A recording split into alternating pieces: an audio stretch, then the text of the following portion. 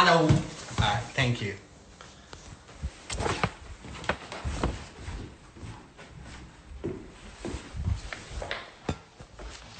Hello everyone, this is Borna Kazerani from Melbourne, Australia. I hope you're doing fine.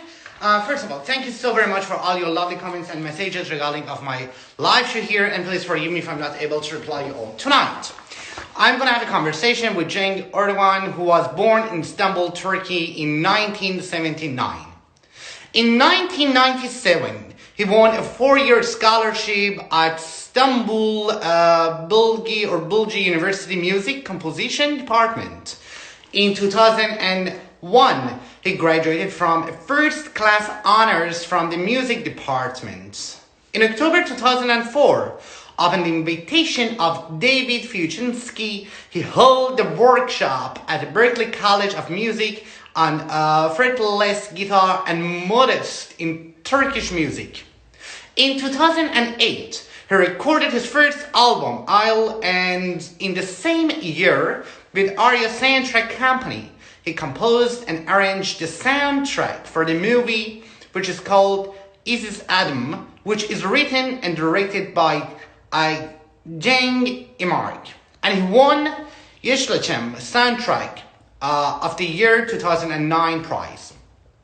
In 2011, he recorded his second album, Kavis, in San Francisco with legendary bass player Kai Eckhardth and Jason Lewis, and released by the Berkeley Jazz School Records. In 2014, he released his last record, Kutu, which was played solo with all acoustic guitars. In 2015, he won the competition, which was arranged by Vestel company. In 2018, he released his new album, which is called Fermata, which brings great success. Sorry, probably I pronounced some of the names incorrectly, but I've tried my best. And the entire conversation with Cenk gonna be in English. And if you want to find out more who I'm gonna have a conversation with, you can go to his page. Now let me ask him to join me for a conversation.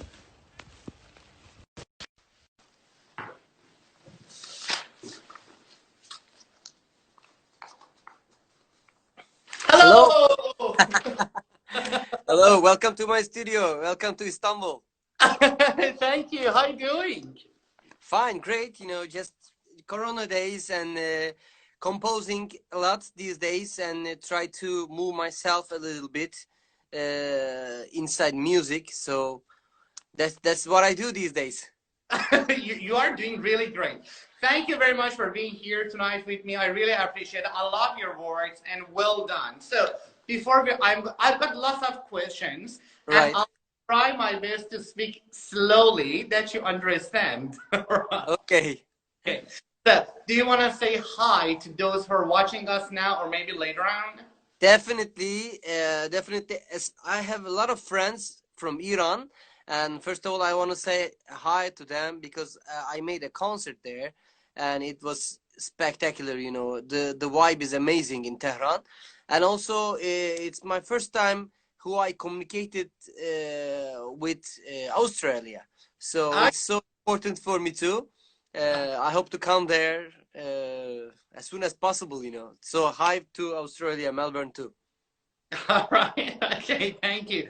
Well, the people questions have already started coming through. I don't know if we're gonna get a chance to read their question because I've got lots of questions myself.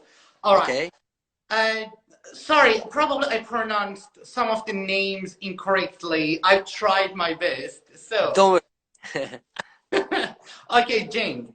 I'm wondering, when was the first time in your life that you started realizing there is a strong connection between you and the music? I'm talking about years ago. And why did you choose guitar? Turkey has its own traditional instruments, including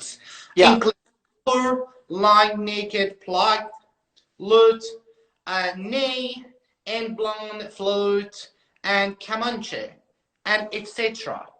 Yeah. Why go with guitar? And I want to know, why did you choose guitar? And tell me about the first time you connected with that. Right, all right.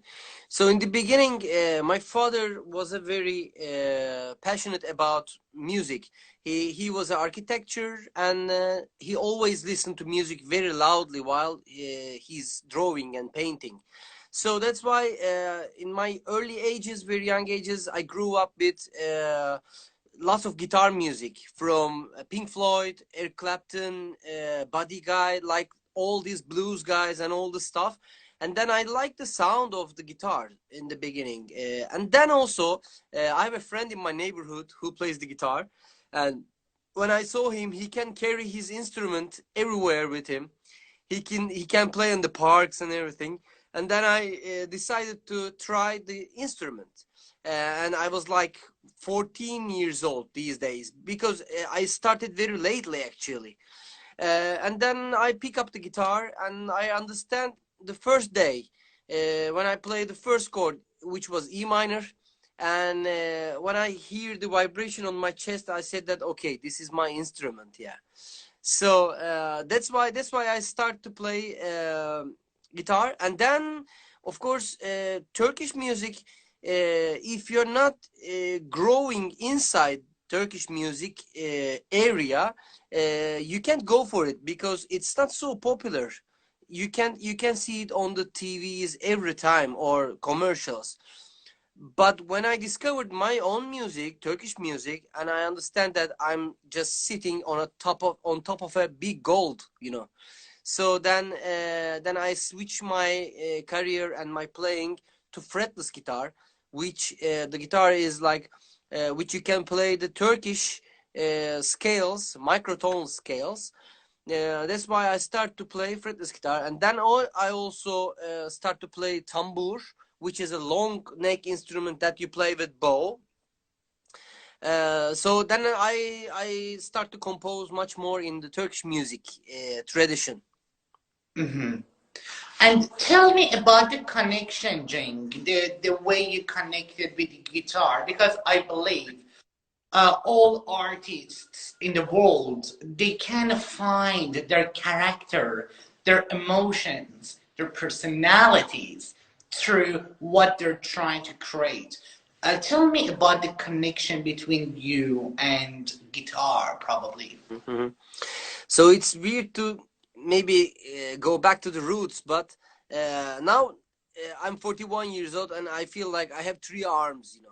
So guitar is one of my third arm. So that's why I really don't know when I started feeling deeply about guitar, because when I start practicing guitar, I understand that, okay, this is going to be my life, you know. Maybe 1 month later, I understand that I want to be a musician, because those chords and the vibration of the strings and the pain in your finger, you know, in your fingers. So it all of them makes me feel like, you know, okay, I'm inside this thing, you know. And then the more I learn about music, the more I was stuck on the musician life, you know. Yeah, and guitar playing. That's why it's like my third arm, you know. That's a very good response. I talked to a lot of Iranian traditional musicians. I'm sure you watched some of them because Yeah. we've spoken previously. Yeah, I've spoken with lots of Iranian traditional musicians in my live show. Unfortunately, in Iran, the new generation doesn't show much interest in traditional music. Yeah. I don't even know what's the name of many instruments. They prefer pop music instead. What is the position of traditional music in Turkey? So I think it's maybe much more famous and popular than Iran, because of the boundaries in Iran. You know very well. You know, probably your people wants to break the walls, and they want to reach out the world, and they are Iranian people has a very big tradition you know, like 4,000 years of tradition, you know, making the first wine till, you know, making the first lyrics, writing the all great amazing stuff. So that's why probably because of these boundaries, they think that if they maybe they are related to European instruments, maybe they can move to Europe or America easily, much more easily. But in Turkey, we don't have that much boundaries. You know, we can travel and we can share our music to everywhere. That's why in Turkey, traditional music scene is much more. How can I say? There's a lot more going on. I can say that, and also really we have great maestros, masters in their instrument in Turkish music, and then they become very famous in the world too. So when you see those masters, you see that okay, you can play a traditional instrument, but at the same time you can be famous in the Yeah. world, you know. Yes. Yeah. So because we have chance to do this, you know, because we can buy a ticket and go, you know. Exactly. Unfortunately, in Iran, because of the censorship, even we've got lots of amazing musicians Yeah. and music players, but unfortunately, they are not allowed. It's been forbidden for years since the revolution happened in Iran. Yeah. They cannot go on TV and show the instruments, which is very painful and which is very sad. Yeah, But yeah. you don't have that barrier. No, no, we don't have it. And also, actually, to be honest, uh, maybe we have some problems with the government issues, but on the other hand, some of the musicians are supported by the government. You know, some of them, most of them not, but Yeah. some of them are supported. So these guys who are supported are also talented and famous musicians all over the world. So that's why I think because of this. And also the thing is, when I go to Iran to play, I met with crazy musicians, you know, amazing flamenco guitar players, because flamenco is very common in Iran because of the Zayrab, you know. Do you know Zayrab from the history? Zayrab is the first guy who writes the flamenco scale, so Okay. which is Phrygian, and then many years later, during this big walk, you know, and then lots of Iranian people, Persian people go to Spain, and then they bring the scale to Spain, and then the complexity of the harmonies and the scales coming from Middle Eastern Yeah. cultures, yeah, Iran, and then they produce this Zayrab, and then Zayrab is a very important composer in Iran, and also Paco de Lucia composed a piece which is called Zayrab. Yes. Yes. Absolutely. Yeah, that's very true. And as I've said, like it's quite sad for those who cannot show their talents on TV, on radio, Yeah. and etc. You're a professional musician. I'm interested to know about your perspective regarding of fusion music. I like fusion music a lot, and Why? uh, because I actually grew up when I was a young guitar player. There are lots of fusion bands around in the world. Like, you know, for example, I know that, you know, for example, if Chick Corea release a new album, which is a fusion album, I was there, you know. I can follow that time. Now the fusion music is a little bit laid back, according to the new jazz area, but the fusion is still one of the favorite musics in the world. So that's why. But we can speak in this fusion thing in two parts, you know, the fusion in jazz music, or making fusion music with traditional instruments and Clap. European harmonies, you know. Yeah. Yeah, so both of them are important skills, you know. Like if you're a fusion guitar player like Scott Anderson or Mike Stern, whatever, you know, then you're going to be, they were great masters, you know, and they have their names maybe 100 years ago, years later, sorry. So that's why I like fusion music. I can say that I can play hard fusion too, you know, lots of rock and roll stuff. But these days the music is not going like this. The fusion is a little bit back, you know. What do you mean? I mean, they don't play like the fusion, and if you play a real hard fusion, they say that, okay, come on, man, the fusion is at 90s, you know. They always say that, yeah. Probably it's you know, it's not trendy anymore, you know. Yeah. Yes. You've made music for several films. Yeah. You can read all your biography because your biography is a lot. So I just pointed. I was just trying to point. I tried to highlight it. Okay. The most important achievements of your Yeah. biography. You made music for several films, and you've won an award in this regards. Talk to me about the music of what's the Issız Adam? Issız Adam, yes. Issız Adam. I would you like to talk to me more about this challenging when you're working in this film because you won a prize. Yeah. So it's, you know, I'm a composer, you know, that's why that's what I do, and that's what they written on my graduation paper. So that's why film music composing is a very enjoyable business. It's a little bit tough because there are two business in Turkey. One is composing for films, one is composing for TV series. I made many like 37 TV series also in Turkey, which most of them are popular in Middle Eastern countries, but the TV part is like so fast, you know. You can't produce every time, every day is happening, you know. No money, no money. Hurry up. Yeah. They call me and say that it's like 3 o'clock in the morning, and they said, hey man, we need the music at 5 o'clock in the morning, so you have only 2 hours, and then I come back to the studio and compose and send them and then sleep. So this is like a, you know, hard worker guy, you know, like yeah.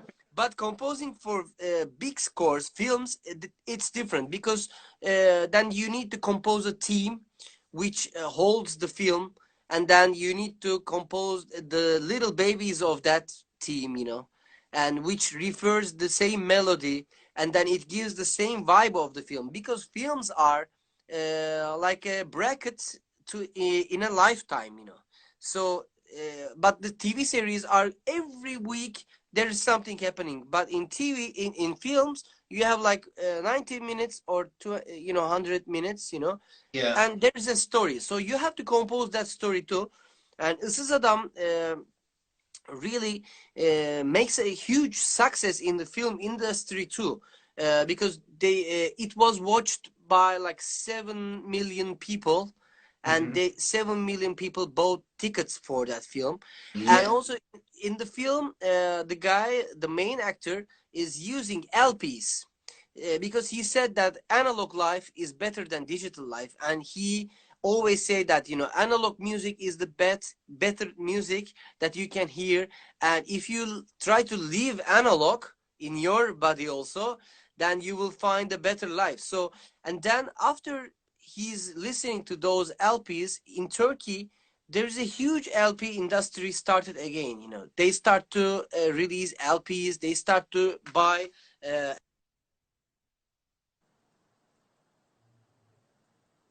so it makes a huge success in the Turkey. And then because of that composition which I composed, and it makes a big, you know, success, then I got the award in 2009, best music score of this year award.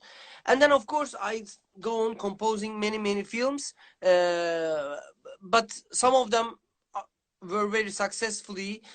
Some of them are very exciting for me because I write for big string orchestras for 50 people. I go and record those pieces. So it's really amazing experience for me. That's fantastic, and congratulations because you won for that film. Well done.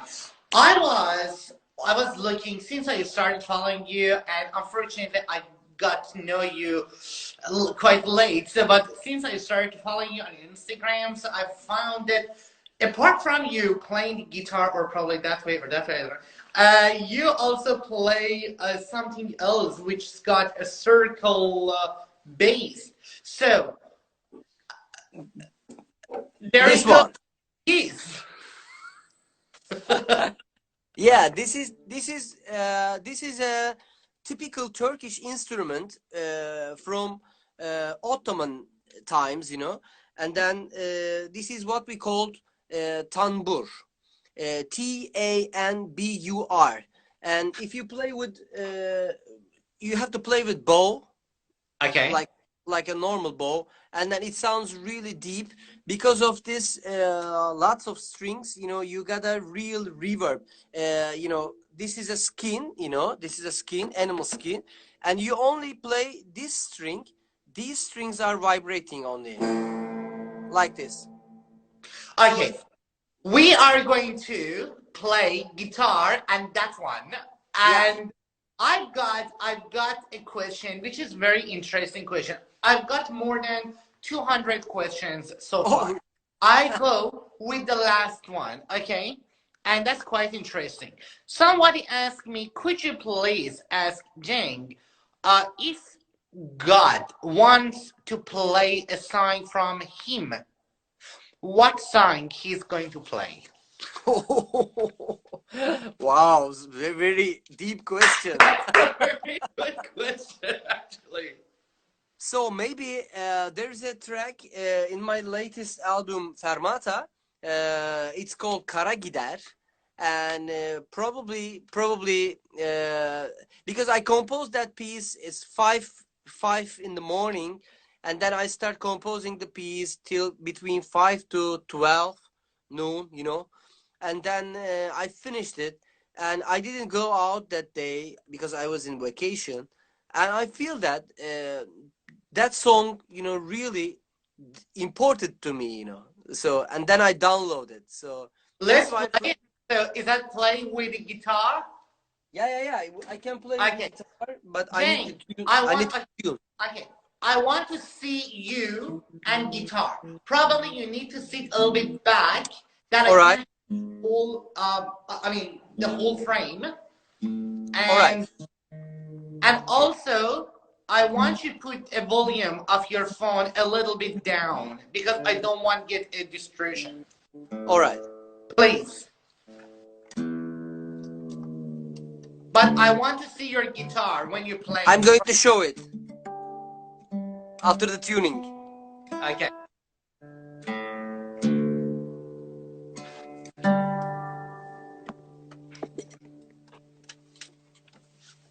Is that okay? Yes. Yeah. Like this? Yes. So this is what we called fretless guitar, because generally in every guitar you have frets here on this neck. It's like violin or cello, you know, you don't have any frets.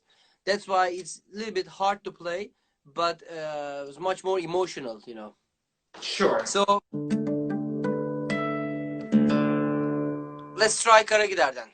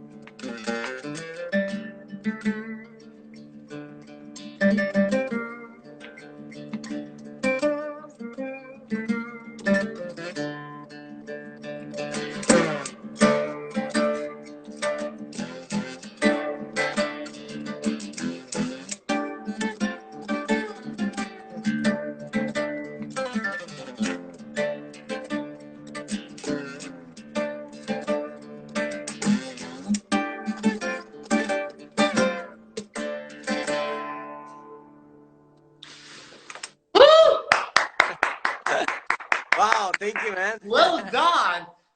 Thank you so much. So, Yeah, my can you pleasure. tell me about what you played?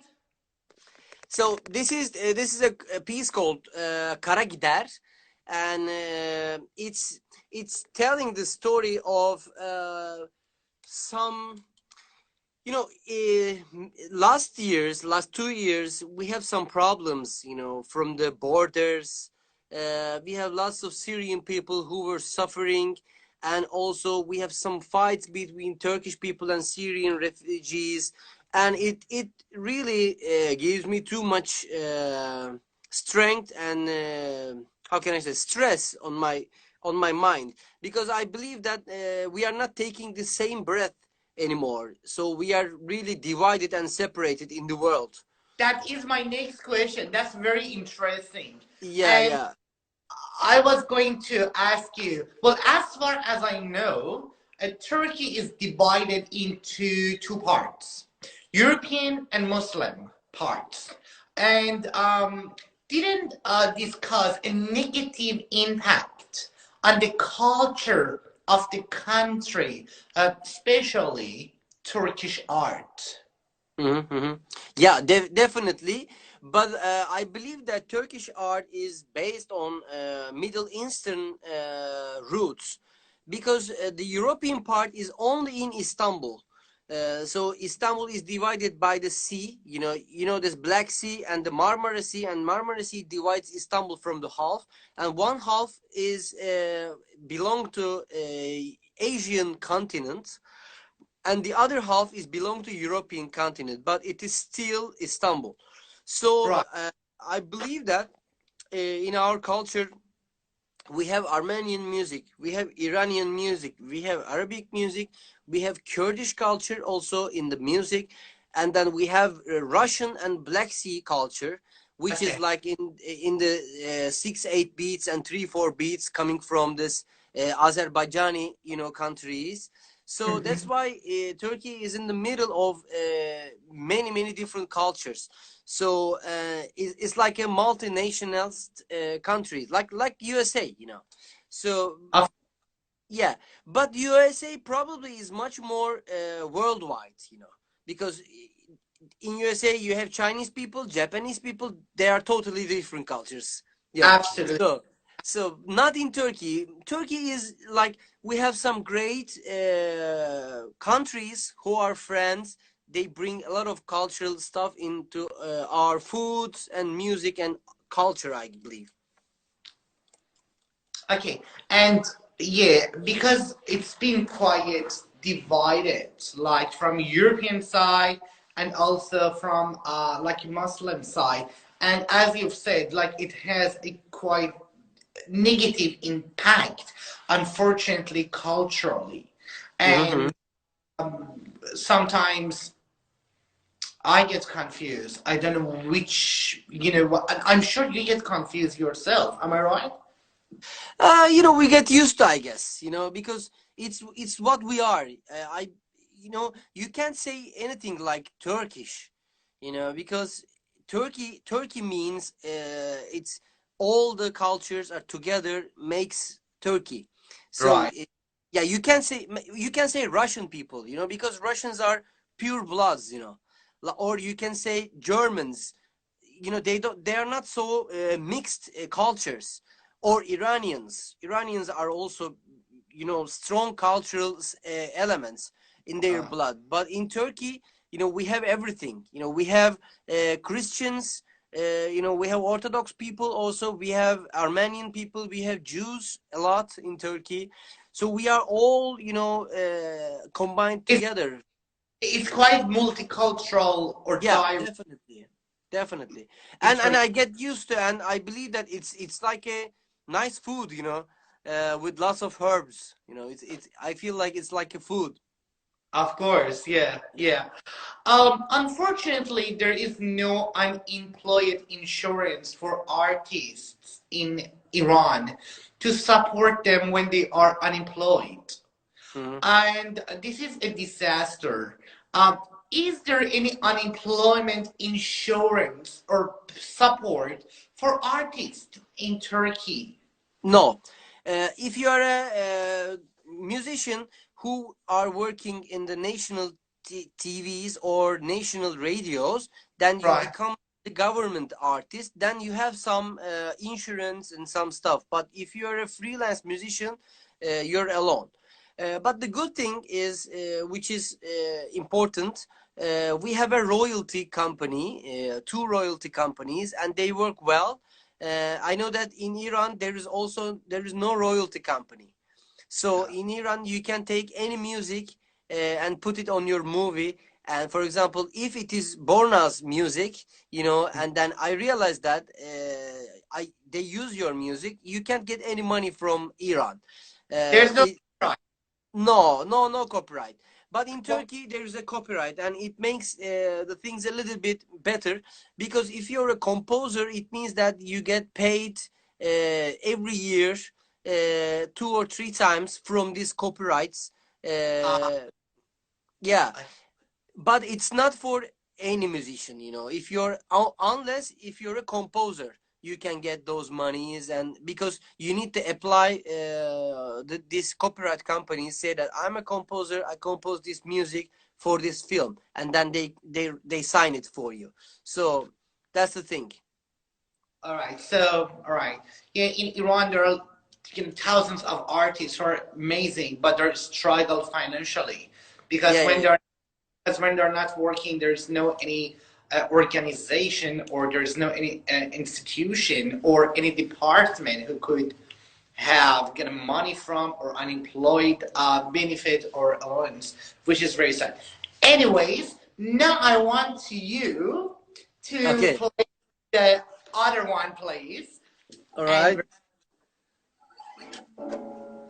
So this is, let me put this telephone a little bit further and then sure, put it please. down, because this is impossible to fit on one screen, because it's like 1 meter, 4 meters, like this, But I can do it like this, I guess.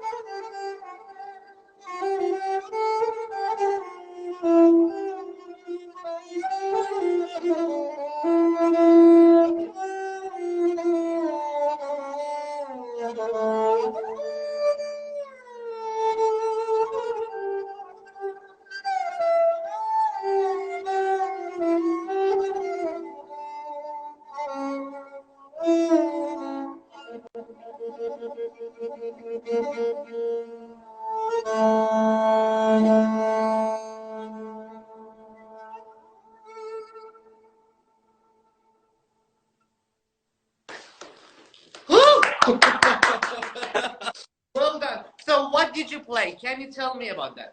This is an improvisation, you know. It's just yeah, it's not a prepared stuff. So I like to improvise on this instrument because it has a very deep sound. So any note that you can play sounds nice. Look at this.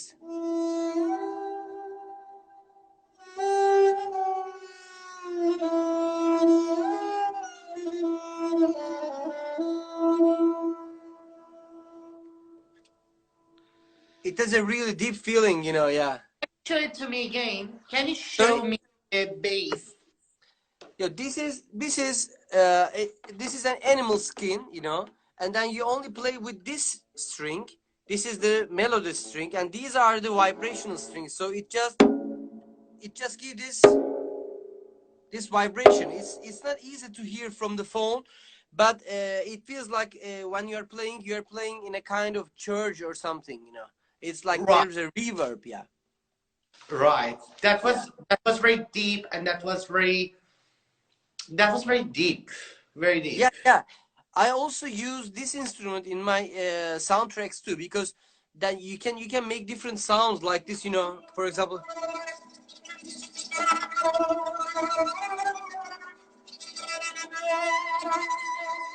like this, or like this, you know. Maybe let me show you. This is a pizzicato, kind of pizzicato technique, you know.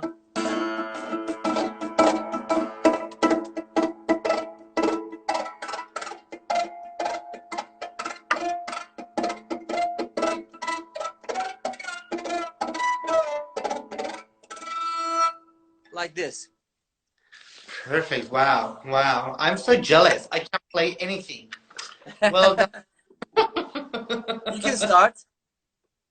All right. You can play didgeridoo. Didgeridoo. You can play didgeridoo, man.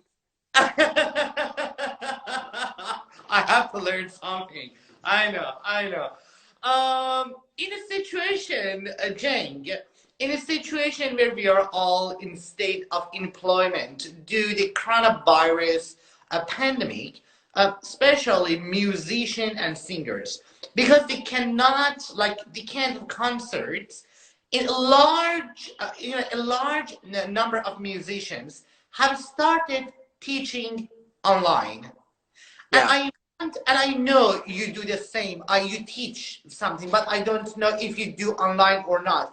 But tell me about your perspective, your impression about what they're doing, what they've started. Mm-hmm. So because of this coronavirus, everybody is in their house, and then yes, definitely they start teaching. But I want to teach face to face, actually. In person. Yeah, yeah. I never try to teach from online. They ask me to do it a lot these days, especially.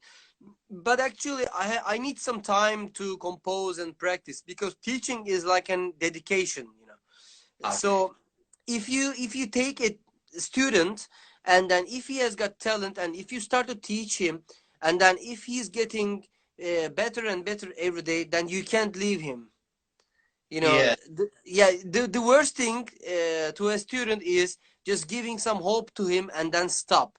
You know, you can say that now my concerts are starting, so I can't teach you anymore. So it means that you are using that guy to feed yourself.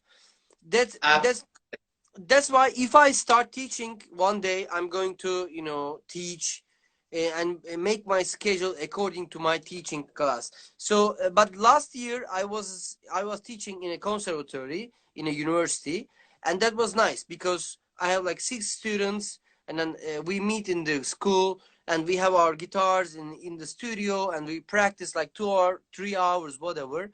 We speak about life and music. So that's what I understand from learning from a master, you know, because it's not about just putting your finger on the fret or just making those arpeggios. It's about learning the life of a musician, because Absolutely. it makes you survive in the life. Absolutely. Yeah. That's the thing. All right, I have no further question. Did you like our conversation?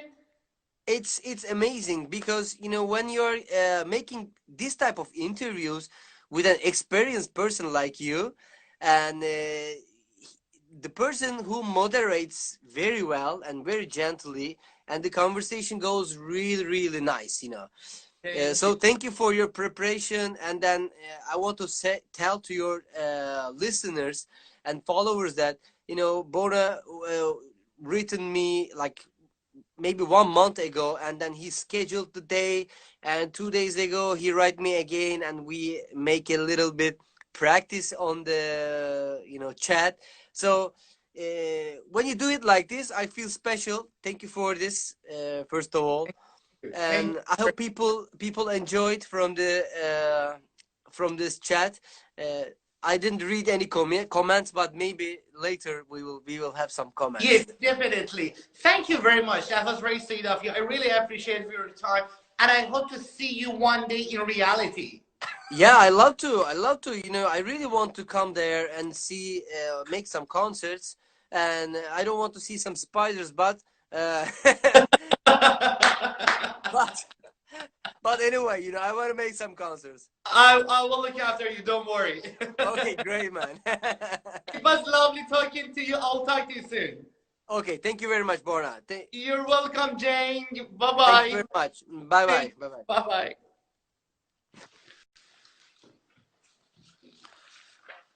It was such a lovely conversation with Cenk Erdoğan. If you're interested to find out more about Cenk, you can go to his website or on Instagram page and figure out actually who I had a conversation with and find out more about him.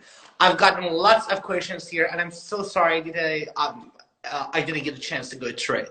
I really appreciate that. Keep your smile and see you soon. Bye-bye.